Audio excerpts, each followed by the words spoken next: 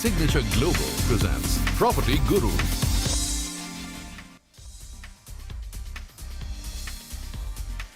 नमस्कार और बहुत बहुत स्वागत है आपका सीएनबीसी आवाज पर। आप देख रहे हैं property Guru presented by signature global और आपके साथ मैं हूं आपका होस्ट विपिन भट्ट। तो जैसे जैसे फरवरी का महीना करीब आता है, मन में एक अजीब सी सुगबुगाहट होने लगती है, खास तौर पर उन लोगों के लिए जो या तो कोई बिजनेस करते हैं या फिर इकोनॉमी से डायरेक्टली किसी तरीके से जुड़े हुए हैं और इनफैक्ट ना भी जुड़े हुए हों तो भी, क्योंकि ये मौसम होता है बजट का मौसम या बजट का महीना। तो हर किसी के लिए बजट से अपनी अपनी उम्मीदें हैं, बजट से अपनी अपनी बातें हैं। एक आम टैक्स पेयर से लेकर तो एक इंडस्ट्रियलिस्ट तक, एक कारोबारी तक, इंपोर्टर एक्सपोर्टर, कोई भी कैटेगरी आप निकाल लें, हर किसी को बजट से बेहद उम्मीदें रहती हैं। और ऐसे ही एक सेक्टर है रियल एस्टेट सेक्टर, जिसकी हम हमेशा बात करते हैं, जिसकी I think budget wish list सबसे बड़ी होगी, क्योंकि ये सेक्टर ही ऐसा है। एक तरफ तो ये बहुत बड़ा रोजगार का जनक है और दूसरी तरफ हर किसी का जो एक जीवन का बड़ा सपना, हर भारतीय का कि मेरा एक अपना घर हो, उस सपने को पूरा करने वाला सेक्टर है। तो बजट में खास उम्मीदें तो ये लगाता ही है। तो इस बार भी हम बजट की ये उम्मीदें आपके सामने रख रहे हैं और ये उम्मीदें वित्त मंत्री साहिबा तक भी पहुंच रही हैं। तो चलिए शुरुआत करते हैं और इसके लिए देखिए खास मेहमान आज हमारे यहाँ पर आए हैं मेरे साथ। तो पहले मैं उनका इंट्रोडक्शन आपसे करा देता हूँ। हमारे साथ कार्यक्रम में शामिल हो रहे हैं बुमन ईरानी साहब, जो कि प्रेसिडेंट हैं क्रेडाई नेशनल के और एक बड़े डेवलपर हैं, जाने माने डेवलपर हैं मुंबई शहर के। मुंबई शहर इसलिए क्यों? क्योंकि वो देश के रियल एस्टेट का एक आईना है। बहुत सारी चीज़ें रियल एस्टेट की वहाँ से तय होती हैं। दूसरे हमारे मेहमान हैं प्रदीप अग्रवाल साहब, जो कि चेयरमैन और फाउंडर हैं सिग्नेचर ग्लोबल के, और वो दूसरा शहर जहाँ से रियल एस्टेट की तस्वीर बहुत हद तक तय होती है, दिल्ली एनसीआर, वहाँ से बिलोंग करते हैं। तो ये दो बड़ी बातें। और तीसरे मेहमान हैं मिस्टर अखिल गुप्ता, जो कि फाउंडर है नो ब्रोकर के। अब ये यत्र तत्र सर्वत्र वाला मामला है कि भाई आप एज सच तो कहीं प्रेजेंट नहीं है, लेकिन अगर आप ऑनलाइन प्रेजेंट हैं, आप डिजिटली हैं, इस एज में उसका बहुत महत्व है। तो बहुत बहुत स्वागत आप तीनों का ही। और एक तीन अलग अलग रिप्रेजेंटेशन और चौथा मैं, जो घर खरीदारों का रिप्रेजेंटेटिव मान लीजिए मुझे। तो चलिए शुरुआत करते हैं। बमन साहब, आपसे शुरू करते हैं हम। इस बार इस बजट में क्या उम्मीद है? वैसे तो हम साल भर आपसे वो सवाल पूछते हैं और वो बातें अलग अलग आती हैं, लेकिन जब हम बिल्कुल right in front of budget खड़े हैं, ज़्यादा दूर नहीं है, क्या उम्मीद लगा रहे हैं आप? विपिन जी, पहले तो धन्यवाद आपका कि आपने हमें शो पे बुलाया। और दूसरी बात यह है कि आपने एक कॉन्टेक्स्ट सेटिंग कर दी। हम as a real estate industry 250 industries को सपोर्ट करते हैं। 250 इंडस्ट्रीज डायरेक्टली हमारे साथ काम करती हैं। उसके आगे हम करीबन 8 करोड़ जो ऐसे लोग हैं जो बियॉन्ड एग्रीकल्चर और कुछ नहीं कर पाते, उनको ट्रेन करके रियल एस्टेट में कंस्ट्रक्शन वर्कर्स की तरह एम्प्लॉय करते हैं। हमारी जीडीपी पे जितनी इम्पैक्ट होती है वो करीबन आज की तारीख में 8% ऐसे गवर्नमेंट का डेटा है, बट मेरा मानना है इससे कहीं ज्यादा है, क्योंकि बैंकिंग सेक्टर की टोटल जीडीपी पे इम्पैक्ट अबाउट 20% है and we are about 40% of the banking sector. तो एक तरह से उसकी भी 6% आप इसमें ऐड कर दो। ऐसे ऐड कर करके अगर आप आगे बढ़ोगे तो the impact is pretty huge. हमारी मांगे बहुत सिंपल है। हमारी मांग ये है कि आप किसी भी तरह से लोगों को ये होम्स फॉर ऑल जो हमारे प्रधानमंत्री ने एक बड़ा दावा किया है और he is taken up as a challenge, उसमें हम सब आपका सपोर्ट करना चाहते हैं। हम गवर्नमेंट के साथ काम करना चाहते हैं। आप 3-4 चीज कर दो और बाकी सारी चीज हम पे छोड़ दो। एक तो मैं आपको बता दूं, अफोर्डेबल हाउसिंग का जो एक ड्रॉप हुआ है, 26% of the housing industry was affordable housing इन 2021 और अभी वो 17% हो गई है 2024 में। तो अफोर्डेबल हाउसिंग को किस तरह से आप बढ़ाओगे? 3-4 छोटी छोटी बातें हैं। एक तो आप अफोर्डेबल हाउसिंग का डेफिनेशन चेंज कीजिए। 2017 में आपने इसे 45 लाख की एक डेफिनेशन की थी एंड 60 एंड 90 स्क्वायर मीटर्स के घर बनाने की बात की थी। हमारा ये मानना है बस ये 60 और 90 स्क्वायर मीटर्स का घर आप जस्ट साइज के साथ रखें, क्योंकि 2017 से लेके आज तक सिर्फ इन्फ्लेशनरी ट्रेंड आप देखें तो करीबन ये घरों के दाम करीबन 80 लाख होने चाहिए। सो ये एक फर्स्ट स्टेप, अफोर्डेबल हाउसिंग की डेफिनेशन चेंज कीजिए। अफोर्डेबल हाउसिंग की डेफिनेशन चेंज करने के बाद आप ऐसा कीजिए कि जो लोग अफोर्डेबल हाउसिंग बनाते हैं, जो डेवलपर अफोर्डेबल हाउसिंग बनाते हैं, उसे 15% टैक्स ब्रैकेट, और ये पहली बार नहीं होगा, आप सर्टेन इंडस्ट्रीज में ये एडवांटेज देते ही हैं, तो ये डेवलपर्सों को एक एडवांटेज दीजिए ताकि 15% इनकम टैक्स में वो ये घर बना सकें। तीसरी बात ये रहेगी मेरी कि बेसिकली एक क्रेडिट गारंटी स्कीम रहती थी, उसमें हम चाहते हैं कि होम लोन जो 70 लाख के करीब हों, इसे क्रेडिट लिंक गारंटी स्कीम आप कवर करें, और उसके आगे 30 lakh rupees further home improvement loans पे आप ये एडवांटेज दें। चौथी बात तो बहुत बड़ी सिंपल है, 24B में आप इंटरेस्ट डिडक्शन देते हैं, वो इंटरेस्ट डिडक्शन का आपने एक 2 लाख रुपीस का सीलिंग लगा के रखा है। मेरा मानना है ये 7.5 लाख रुपए अगर की जाए तो दोनों तरह से देश की बढ़ोतरी भी होगी और लोगों को घर भी मिलेंगे। और लास्ट रह जाती है बात कि 80C में जो डिडक्शन होता है प्रिंसिपल रिपेमेंट का, वो करीबन 5 लाख रुपया for the first time home buyer देनी चाहिए। अगर आप इतना कर दो और लोगों के हाथ में और पैसा दे दो, reducing the income tax overall, तो आप देखोगे कि घरों की एक खरीदने की स्फूर्ति बढ़ जाएगी, जो अच्छी है आज की तारीख में वो और बढ़ जाएगी। और प्रधानमंत्री जी ने जो राह दी है कि होम्स फॉर ऑल, ये हम पूरा कर पाएंगे, क्योंकि today there is a shortfall of करीबन 10.1 मिलियन होम्स, और ये 2030 तक, ये हमारा डेटा नहीं है, सीआईआई का डेटा है और नाइट रैंक का डेटा है कि ये 31.2 मिलियन हो जाएगी by 2030, which is not so far away. बस इतनी ही चीज है विपिन जी। चलिए, बस इतनी सी आस है या ये दिल मांगे मोर वाली बात है लेकिन अच्छी बातें हैं। और एज अ घर खरीदार मैंने कहा कि आज उनको रिप्रेजेंट मैं यहाँ पर कर रहा हूँ, तो आपकी सारी मांगे वाजिब लगती हैं, खास तौर पे अंतिम 2-3 मांगे कि भाई वित्त मंत्री जी थोड़ा डिस्पोजेबल इनकम हाथ में दे दीजिए, वो जो हमारी 8024B और 80C वाली जो होम लोन्स की लिमिट है उनको थोड़ा थोड़ा बढ़ा दीजिए। मुझे याद है पिछली बार आपने 5 लाख कहा था, इस बार आपने उसमें 2.5 लाख का और इजाफा कर दिया, आपने कहा 7.5 लाख तक आप कर दो, वो जो ब्याज वाला हिस्सा है उस पर टैक्स की छूट। तो वाकई महंगाई बढ़ी है, तो उसके साथ ये भी थोड़ा बढ़ना चाहिए, उम्मीद तो यही रहेगी। प्रदीप सर, अब आप दिल्ली एनसीआर को क्योंकि रिप्रेजेंट करते हैं, अफोर्डेबल हाउसिंग को भी रिप्रेजेंट करते हैं, इनफैक्ट और बड़े ब्रैकेट में आप काम कर रहे हैं, क्या इनमें से कुछ बातें जो इनफैक्ट बमन साहब ने कही हैं डेफिनेटली वो आपके बुके में भी होंगी, लेकिन कुछ और उसमें अलग जोड़ के बात रखना चाहते हैं? नमस्कार विपिन जी, पहले तो बहुत बहुत धन्यवाद आपका इस प्रोग्राम पर बुलाने के लिए।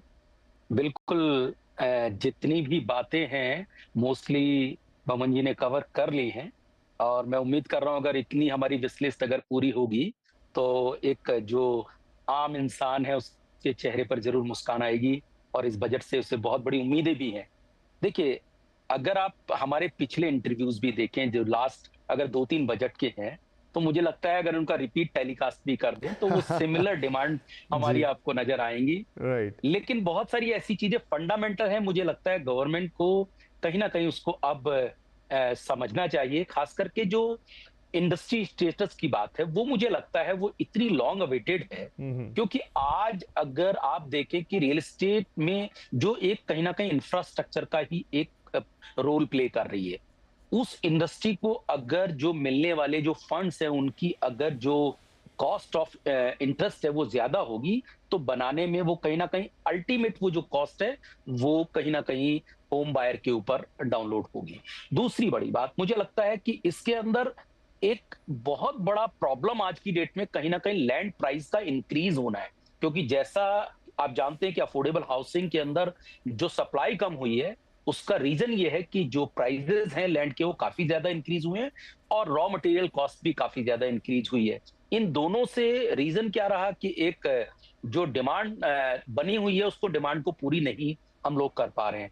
तो मुझे लगता है कि खास करके जब इंफ्रास्ट्रक्चर पे इतना बड़ा पैसा अगर गवर्नमेंट खर्च रही है, तो उसके सराउंडिंग में जो लैंड्स हैं, जो एग्रीकल्चर लैंड्स हैं, उनको अफोर्डेबल हाउसिंग के लिए प्रोवाइड कराया जाना चाहिए। अभी अगर मैं दिल्ली एनसीआर की बात करूं तो जो आर जोन के अंदर लैंड है केवल आप उनके ऊपर ही घरों का निर्माण कर सकते हैं। मुझे लगता है गवर्नमेंट को अब इस चीज से बाहर आना पड़ेगा, क्योंकि आर जोन की लैंड्स काफी ज्यादा महंगी हैं। जैसे कि आप स्पेशल इकोनॉमी जोन बनाते हैं, ऐसे ही स्पेशल अफोर्डेबल हाउसिंग जोन बनाए जाने चाहिए जो एक टाउन की तरह हो, जिसके अंदर एक एक टाउनशिप के अंदर 5 से लेके 10,000 से ज्यादा घर हो, जिसमें एक ही जगह लगभग 30 से 40,000 लोग रह सके और सारी एमिनिटीज भी उसी के अंदर हो। जब भी ये जो बढ़ने वाला मेट्रो सिटीज पे बोझ है ये कहीं ना कहीं कम हो सकेगा। और दूसरा जो एक सीएलएसएस स्कीम वाला जो पोर्शन है, मुझे लगता है वो जरूर एड्रेस करना चाहिए, क्योंकि आज ईएमआई का बोझ भी कहीं ना कहीं दिन बे दिन बढ़े जा रहा है और घर जो है वो सस्ते मिल नहीं रहे हैं। तो मुझे लगता है वो जो क्रेडिट लिंक सब्सिडी स्कीम है वो कहीं ना कहीं री इंट्रोड्यूस करके प्रॉपर तरीके से एक लॉन्गर टाइम के लिए उसको इंट्रोड्यूस करना चाहिए। और एक इनपुट क्रेडिट जो टैक्स है उसको दोबारा से रिजीम शुरू करनी चाहिए।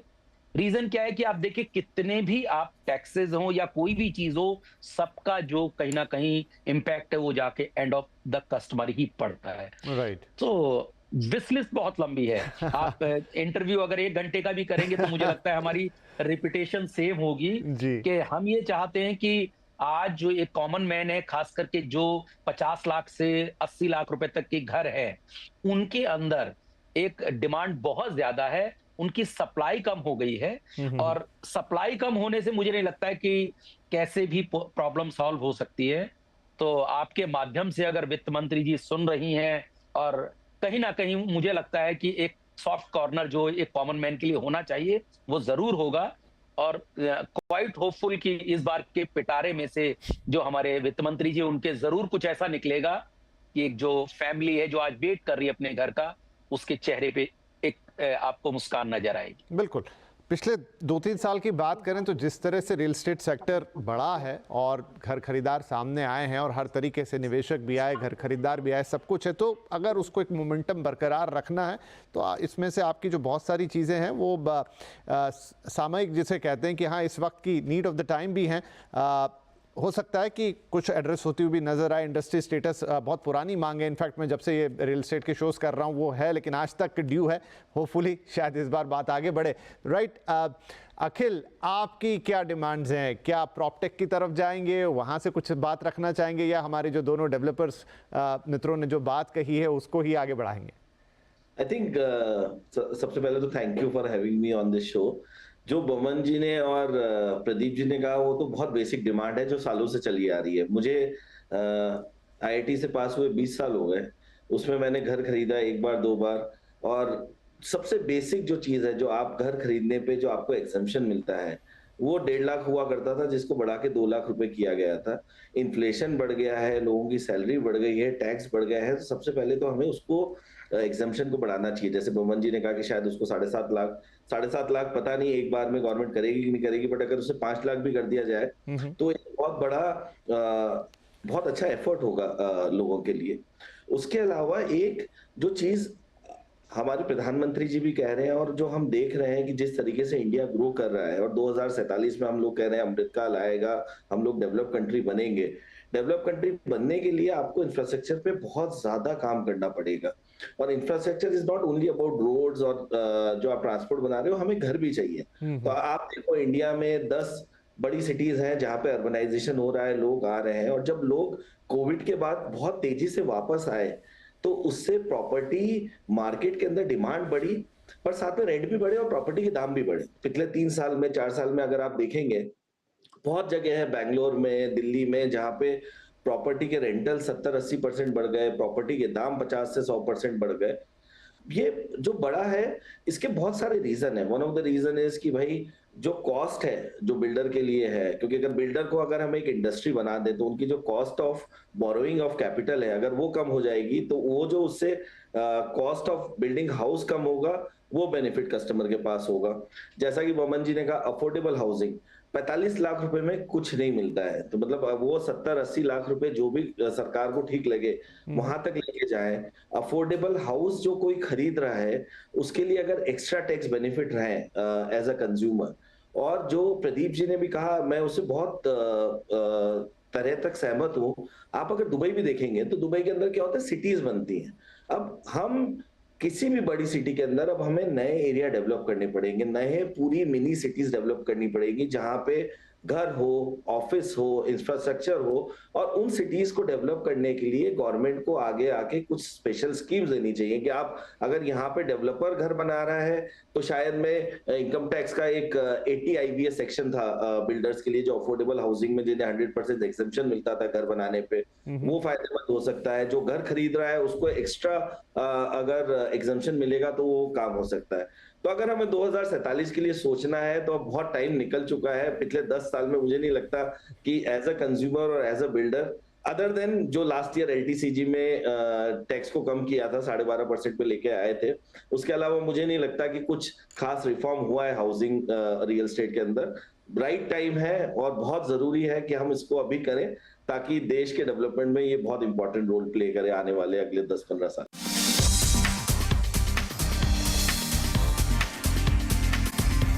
Property Guru. बमन साहब, इंडस्ट्री स्टेटस, ये मतलब जैसा मैंने भी कहा कि जब से आप और हम बातचीत कर रहे हैं, ये बहुत पुरानी डिमांड रही है, बट क्या हम ये माने कि now this is a very high time, जब 47 की बात करते हैं, हाउसिंग फॉर ऑल की बात करते हैं, प्रधानमंत्री कहते हैं सबको एक घर देना है, वो एक बड़ी नीड है, अफोर्डेबल हाउसिंग फोकस में है, तो इस समय स्टेटस अगर मिल जाता है तो शायद फिर कुछ और आप लोगों की डिमांड शायद उतनी रहेगी नहीं, आप लोग बाकी चीज़ें खुद ही मैनेज कर लेंगे। विपिन जी, जैसे मैंने कहा, फॉर एन इंडस्ट्री जो करीबन 8 करोड़ अनएजुकेटेड लोगों को एम्प्लॉय करती है, और ये इंडस्ट्री वो है जो make in India, make for India है।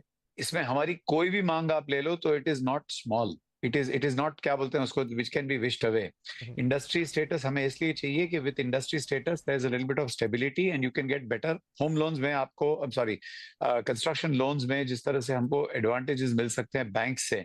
So that is definitely there. और आप अगर देखोगे today a lot of our industry is absolutely, जिसको कहते हैं ऑर्गेनाइज सेक्टर है। It is no longer the industry of before जो हुआ करता था, जहां पे बिल्डर हर प्रोजेक्ट में नाम अपना चेंज करते थे। आप देख ही सकते हो, हम दोनों जो इस शो पे हैं, दोनों लिस्टेड कंपनीज है और दोनों काफी अच्छी तरह से सारा प्रदर्शन करके काम करते जा रही है। ऑल आवर डिमांड्स, मैं तो कहता हूं विपिन जी, अगर आप मुझे थोड़ा मौका दे तो मैं जीएसटी के बारे में बताना चाहूंगा। प्रदीप जी ने बराबर से कहा है, इनपुट टैक्स क्रेडिट जो हमें एक जमाने में ऐसे लगता था कि हाउसिंग को अफेक्ट नहीं करेगा, ये बड़ी बड़ी मात्रा में अफेक्ट कर रहा है, और इसमें सबसे ज्यादा मैं कहूंगा मुंबई को अफेक्ट कर रहा है, क्योंकि मुंबई में आप रीडेवलपमेंट जो करते हो, उस पे आप रिहेबिलिटेशन के जो घर बनाते हो, उस पे भी 5% जीएसटी भरा करते हो, और ये काफी डबल टैक्सेशन हो जाता है। और इसकी जो कॉम्प्लेक्सिटी है वो इतनी भारी हो जाती है, डेवलपर आधे से ज्यादा time instead of spending design किस तरह से करना चाहिए, कस्टमर को किस तरह सर्व करना चाहिए, उसकी जगह पे यही दाव पेज में लगा रहता है कि how does he kind of take care of and be compliant. तो ये सारी बातें हमारी एकदम वाजिब है। आई थिंक ये सारी बातें, जैसे हम सबने कहा, last year the government could not take a budget, that was because the government was changing. तो आज की तारीख में ये मौका उठा के जोरदार गवर्नमेंट आने से they should take all responsibility, और ये सारी हमारी जो रिक्वायरमेंट्स है हमारे कस्टमर के लिए वो पूरी की जाए, तो will be very very obliged. और हम आपको एक दावा दे सकते हैं कि हाउसिंग इंडस्ट्री के बढ़ने से आपकी जीडीपी में एक इम्पैक्टफुल ग्रोथ आएगा। और मेरा मानना है अराउंड द कंट्री डेवलपर्स एकदम ट्यून हो गए हैं प्रधानमंत्री जी के साथ, उनकी उम्मीद पूरी करने के लिए। एक विकसित भारत में हर किसी भारतवासी के पास घर पे एक छत हो, यानी सर पे एक छत हो, इसकी जो पूरी करने की इच्छा है हमारी, पूरी लगी पड़ी रही है। जी बिल्कुल। तो उम्मीद कर सकते हैं कि क्या वित्त मंत्री के मन में उस तरह की तस्वीर होगी कि अब वक्त है कि इंडस्ट्री का दर्जा दिया जाए और चीज़ों को, क्योंकि लिक्विडिटी एक बड़ी मैटर करती है, उन चीज़ों को किया जाए। और बहुत हद तक ये बात सही है कि क्लीनिंग काफ़ी हुई है इस सेक्टर की। रेरा के बाद कह लीजिए, मेजॉरिटी ऑफ डेवलपर जो हैं वो यहाँ पर बड़ी कंपनीज़ हैं या फिर ऐसी कंपनीज़ हैं जो लिस्टेड हैं और इनके रिकॉर्ड कंपैरेटिवली बहुत क्लीन है। तो अब ये ऑर्गेनाइज सेक्टर की तरफ बढ़ चला है, तो फिर क्यों ना वो स्टेटस मिले। एक प्रदीप जी, बात हुई आई थिंक 2 या 3 बजट पहले की बात है, जहां प्रस्ताव आया था काफ़ी बड़ा रेंटल हाउसिंग को लेकर। वो गाइडलाइंस थी, चीज़ें थी, बातचीत हुई थी, काफ़ी चर्चा भी हमने उस वक्त की, लेकिन उसके बाद से फिर कुछ बात कभी आगे नहीं बढ़ी। क्या उम्मीद है आपकी इस बार कुछ रेंटल हाउसिंग में हम 1-2 कदम आगे बढ़ते हुए देख सकते हैं बजट में? बिल्कुल, देखिए, रेंटल हाउसिंग ही एक ऐसी चीज है जो कहीं ना कहीं इस देश की डिमांड को मीट आउट कर सकती है, क्योंकि बहुत सारे ऐसे सैलरीड क्लास लोग हैं जो शायद घर खरीदने में सक्षम नहीं है, या जिनको अपने जॉब के हिसाब से मूवमेंट करना पड़ता है। लेकिन उसके लिए भी अल्टीमेट डेवलपर्स की जरूरत पड़ेगी, और उनको कहीं ना कहीं सब्सिडाइज करना पड़ेगा। देखिए, आज बहुत सारे ऐसे लैंड पार्सल्स हैं जो मेट्रो सिटीज के सराउंडिंग में, या मेट्रो सिटीज में जो गवर्नमेंट पीएसयूज के पास हैं, या गवर्नमेंट की और अदर बॉडीज के पास हैं। तो कहीं ना कहीं मुझे लगता है गवर्नमेंट को आगे बढ़कर आना पड़ेगा और कुछ आउट ऑफ द बॉक्स जाकर सोचना पड़ेगा। अदरवाइज आप ये मान के चले, जो ये चर्चा आज हम कर रहे हैं, अगले बजट पर फिर हम यही चर्चा कर रहे होंगे, बहुत ज्यादा कोई इंपैक्ट आने वाला नहीं है। अच्छा, दूसरी बात एक और आप देखिए, रियल एस्टेट इंडस्ट्री से गवर्नमेंट को भी काफी बड़ा रेवेन्यू जनरेट होता है। जैसा वरुण भाई ने बताया कि जीडीपी के अंदर इतना बड़ा इंपैक्ट दे रही है, तो ऐसा नहीं है कि अगर आप अफोर्डेबल हाउसिंग के लिए कोई भी स्कीम ला रहे हैं तो उसके अंदर गवर्नमेंट को भी काफी तरह के टैक्सेस हैं, और स्टैम्प ड्यूटीज हैं, और बहुत सारे और टैक्सेस हैं, और कई इंडस्ट्री के थ्रू आते हैं वो, क्योंकि बहुत सारी इंडस्ट्री डायरेक्टली इनसे जुड़ी हुई हैं। एंड इतना बड़ा जॉब क्रिएशन है, तो पूरा इकोसिस्टम चलता है। तो मुझे लगता है कि गवर्नमेंट के लिए तो एक पूरा का पूरा बिजनेस हब है, इसको एक बिजनेस की तरह ही रन करना चाहिए। क्योंकि आज जब मोमेंटम बना हुआ है, अगर इस वक्त में हमने थोड़ा सा आगे बढ़कर ये काम नहीं किया, तो जैसा कि आप जानते हैं पीछे रियल एस्टेट में मोमेंटम काफी डाउन था। अगर उस वक्त किसी तरीके के कुछ बेनिफिट दिए भी गए तो वो कोई बहुत ज्यादा इंपैक्टफुल रहे नहीं। आज इंडस्ट्री अपने एक नए तरीके के रिजीम में है, रेरा आने के बाद काफी क्लीनिंग हो गई है। तो ऐसे में मुझे लगता है कि गवर्नमेंट को अब फॉरवर्ड आना चाहिए और आकर कुछ ना कुछ ओपन एंडेड चलना चाहिए कि ठीक है, हम भी कुछ करते हैं। और जैसा भुवन भाई ने कहा कि इंडस्ट्री जो है वो वेलकम करने के लिए तैयार है। आप छोटी छोटी माइन्यूट चीजें करिए जिससे गवर्नमेंट को कोई इंपैक्ट नहीं होने वाला है, और आने वाले वक्त में इस इंडस्ट्री का काफी बड़ा कंट्रीब्यूशन जो 2047 का विकसित भारत की बात कर रहे हैं उसके अंदर होता हुआ देखेंगे आप। राइट, बिल्कुल, ये चीज़ तो है कि इंडस्ट्री का एक अपना रोल है। घर तो आप लोग देते हैं, लेकिन उसके अलावा बड़ा एम्प्लॉयमेंट जनरेटर है, तो उस पॉइंट ऑफ व्यू से भी ज़रूर वित्त मंत्री के दिमाग में बहुत सारी चीज़ें होंगी वहाँ पर। अखिल, ये आप अभी तक तो हमने जो है वो काफ़ी इंफ्रास्ट्रक्चर, स्टेटस और डेवलपमेंट और इसके इर्द गिर्द बातचीत की। चूँकि आप ऐसी फैटर्निटी से बिलोंग करते हैं, प्रॉपटेक, तो वहाँ पर कुछ अलग तरीके की आपकी डिमांड से बजट को लेकर कि उनको किस तरीके से बढ़ावा दिया जाए ताकि इस तरह की कंपनी, क्योंकि ये आज देखिए ग्राहकों के लिए एक बहुत इंपॉर्टेंट हो जाता है। ममन जी घर बनाते हैं, प्रदीप जी घर बनाते हैं, लेकिन मुंबई या कहीं और बैठ के या किसी और शहर से मैं देख सकता हूं, क्योंकि हम देखते हैं प्रॉपर्टी गुरु में हमारे पास इतनी क्वेरीज आती हैं जिनका वो लोकल सिटीज़ से कनेक्शन, मतलब एक पहले ये था कि भाई लोकल सिटी हैं आप वहीं इन्वेस्ट करेंगे, लेकिन अब ये ग्लोबल टाइप मामला हो गया। इनफैक्ट बाहर से बहुत सारे मेल्स आते हैं हमारे पास कि भाई मैं अभी न्यूयॉर्क में हूं लेकिन अभी इस शहर में इन्वेस्ट करना चाहता हूं। उस लिहाज से आप जैसी कंपनीज मैटर करती हैं, प्रॉपटेक्स मैटर करते हैं, उनके लिए कुछ हो बजट में? तो आई थिंक दो तीन चीजें हैं। एक तो जैसे रेंटल हाउसिंग के लिए बात कर रहे हैं, बहुत ज्यादा अर्बनाइजेशन हो रहा है और जो रेंट्स इतने तेजी से बढ़ रहे हैं, हर आदमी अफोर्ड नहीं कर सकता। प्रदीप जी ने सही कहा, घर खरीदना अफोर्ड नहीं कर सकता। तो उसके लिए रेंटल्स को काम डाउन करने के लिए हमें ज्यादा घर बनाने पड़ेंगे। ज्यादा घर बनाने के लिए घर की वैल्यू को कंट्रोल में रख के कैसे I can incentivise people to buy house, somebody who is capable, कि जो चाहता है कि यार मैं 2 घर 3 घर को एज ए इन्वेस्टमेंट ले लूं। तो अगर हम दूसरे घर तीसरे घर को खरीदने के लिए उसमें टैक्स बेनिफिट देंगे तो बहुत सारे लोग हैं, बहुत सारे एनआरआईज हैं, बहुत सारे लोग हैं जो छोटी सिटी में बैठे हुए हैं बट जो इन्वेस्ट करना चाहते हैं, वो रेंटल एज ए इनकम के लिए घर खरीदेंगे, जो बहुत बड़ी डिमांड आती है। और पहले बहुत अच्छा चलता था ये। आई थिंक 2018 16-17 के आसपास ये सेकंड होम के ऊपर जो इंटरेस्ट पे बेनिफिट था वो हटाया था। तो एक वो चीज करनी चाहिए। दूसरी जो डिजिटाइजेशन हो रहा है, एक बिल आया था, मॉडल टेनेंसी एक्ट आया था जो गवर्नमेंट ने इशू किया था बट अभी तक वो इम्प्लीमेंट नहीं हुआ है। जब वो हो जाएगा तो एक बहुत स्टैंडर्डाइजेशन आ जाएगा डॉक्यूमेंटेशन के अंदर अक्रॉस स्टेट्स। अभी महाराष्ट्र में कोई चीज अलग तरीके से चलती है, बैंगलोर में कोई चीज अलग तरीके से चलती है, कहीं पे रजिस्ट्रेशन पहले होता है, कहीं पे रजिस्ट्रेशन बाद होता है। वो जब स्टैंडर्डाइजेशन आ जाएगा तो वो भी लोगों को कॉन्फिडेंस देगा कि भले ही मैं उस सिटी में नहीं रहता हूं बट मैं रियल एस्टेट में इन्वेस्ट कर सकता हूं, मैं रियल एस्टेट को खरीद सकता हूं फॉर रेंटल इनकम और एनीथिंग एल्स। सो 2-3 चीजें हैं। डिजिटाइजेशन के ऊपर बहुत तेजी से काम करना चाहिए। अभी भी प्रॉपर्टी टैक्स देना एक बहुत बड़ा हैसल है, specially in Karnataka and other state, जहाँ पे प्रॉपर्टी टैक्स देने के लिए ही आपके पसीने छूट जाते हैं। प्रॉपर्टी रजिस्ट्रेशन को हमें स्मूथ करना चाहिए। कैसे प्रॉपर्टी की रजिस्ट्रेशन को, जैसे महाराष्ट्र के अंदर आप जब घर किराए पे लेते हैं तो उसका आपको रजिस्ट्रेशन कराना होता है रेंटल एग्रीमेंट डीड का, वो आप घर बैठे कर सकते हैं। तो हमें इस पे काम करना चाहिए कि अगले 2-4 साल 5 साल के अंदर कैसे प्रॉपर्टी को मैं ऑनलाइन खरीद बेच सकूं और उसका रजिस्ट्रेशन भी मैं ऑनलाइन करा सकूं। राइट, तो ईज ऑफ बाइंग भी यहाँ पर आनी चाहिए और वो हमने देखा है कि कुछ हद तक हुआ भी है, लेकिन अभी उस पर और काम करने की ज़रूरत है, क्योंकि यहाँ थोड़ा स्टेट और सेंटर वाली बात भी आ जाती है। तो वो एक प्रॉपर सिंक होगा तो चीज़ें और बेहतर नज़र आएंगी। तो हज़ारों ख्वाहिशें ऐसी वाला मामला है। बहुत समय से बहुत कुछ बेसिक डिमांड है इंडस्ट्री की, वो प्लस कुछ वक्त के साथ जो डिमांड्स बदलती हैं, मसलन जो टैक्स रिलेटेड हैं वो कोई भी तस्वीर जब आप किसी देश की देखते हैं, अब अगर हम बात कर रहे हैं कि हम विकसित भारत की तरफ जा रहे हैं, किसी शहर की तस्वीर होती है तो उस तस्वीर में रियल एस्टेट ही दिखाई देता है, बिल्डिंग्स दिखाई देती हैं, फिर वो चाहे लोगों के घर हों, चाहे वो कमर्शियल इमारतें हों या किसी और तरह की इमारतें हों। तो वहीं से एक देश का एक पिक्चर उभरती है कि हाँ भाई ये देश दिखने में ऐसा है और वो रियल एस्टेट ही है। तो आई होप कि घर खरीदार, घर को बनाने वाले, उनको बेचने वाले, उनको फैसिलिटेट करने वाले, इन सब के लिए इस बजट में कुछ ना कुछ हो। तो ये तो हमारी उम्मीदें हैं। एक बार फिर हम सब लोग मिलकर बैठेंगे बजट के बाद और देखते हैं इसमें से कितनी उम्मीदें इस बार वित्त मंत्री साहिबा हमारी पूरी करती हैं। बहुत बहुत धन्यवाद आप तीनों का इस कार्यक्रम में शामिल होने के लिए। नमस्कार।